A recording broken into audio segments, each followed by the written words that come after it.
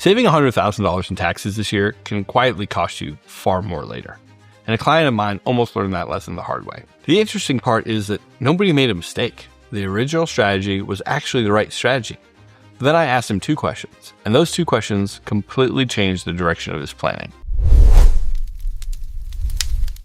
For context, I grew up around family-owned businesses, heating oil, excavation, and auto body shops. I started my own landscaping company as a teenager, and today I spend most of my time helping business owners coordinate taxes, retirement planning, and long-term wealth decisions. And one of the biggest mistakes I see is when people look at taxes in isolation, because the lowest tax bill this year isn't always the best long-term outcome. Let me show you what I mean. A few years ago, I started working with a business owner after being introduced by his CPA. At the time, we implemented a cash balance plan. For his situation, it made a lot of sense.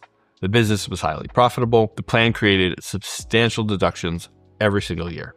The strategy aligned with his goals. It was the right recommendation. Then something happened. The business kept growing. The investments kept growing. His net worth started increasing by several $1,000,000 per year. In other words, the facts changed. And when the facts change, good planning should change too. A few years later, I found myself asking a different set of questions. Do you think you'll ever be below the highest tax bracket? I'm not sure, he said. Then I asked, do you think you'll ever make less than $1,000,000 a year? And he answered definitively, no. Even if he stopped working, the trajectory of the business, investments, and other assets suggested he would likely remain in a very high tax bracket for the rest of his life.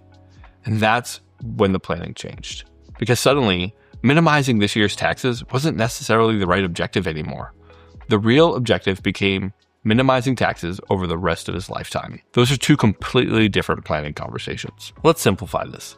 Imagine I save you $100,000 in taxes this year. Sounds great, right? Most people stop the analysis there. But I think there's a better question. What happens next?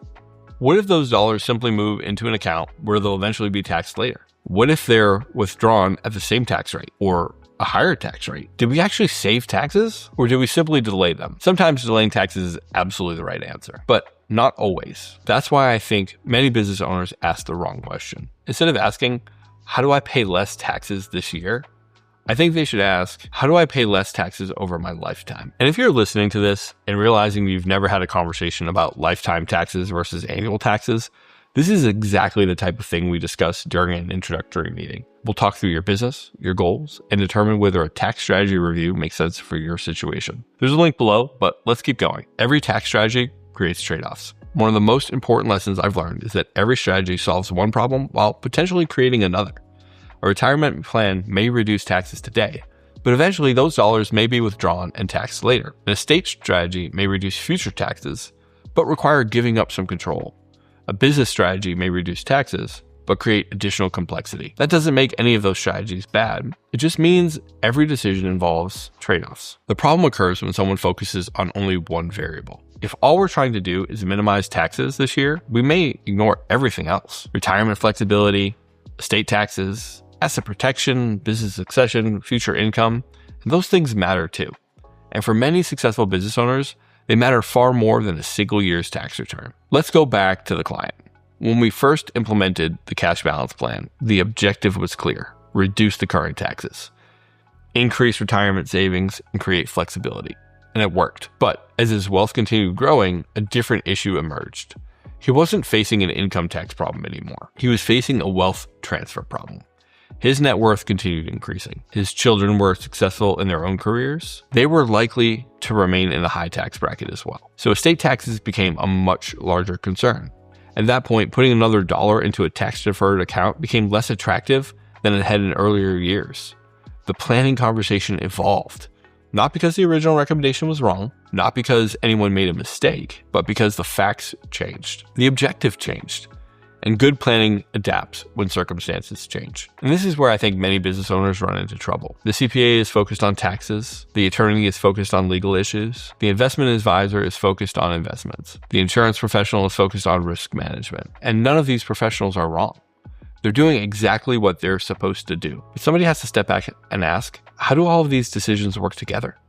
Because the best tax strategy in the world may not be the best financial strategy. The best investment strategy may not be the best estate strategy. The best estate strategy may not align with the business owner's goals. The challenge isn't finding good advice.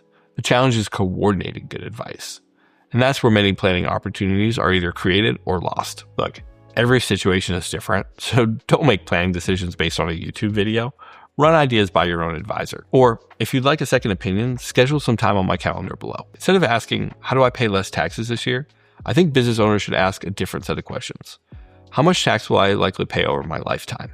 What happens if the business becomes far more successful than expected? What happens if it doesn't? What does my retirement look like? What does my estate look like? What happens to the family I've spent decades providing for? Those questions are often far more important than a single year's tax bill. Because taxes are rarely the goal, taxes are usually a byproduct of something larger. Success, growth, liquidity, retirement, and legacy. If you take one thing away from this video, let it be this. The goal is not always paying the least tax this year. The goal is making the best long-term decisions. Sometimes that means reducing taxes today, and sometimes it means reducing taxes later. Sometimes it means focusing on retirement planning, and sometimes it means focusing on estate planning. The best planning decisions happen when we stop looking at taxes in isolation and start looking at the entire picture. Taxes matter.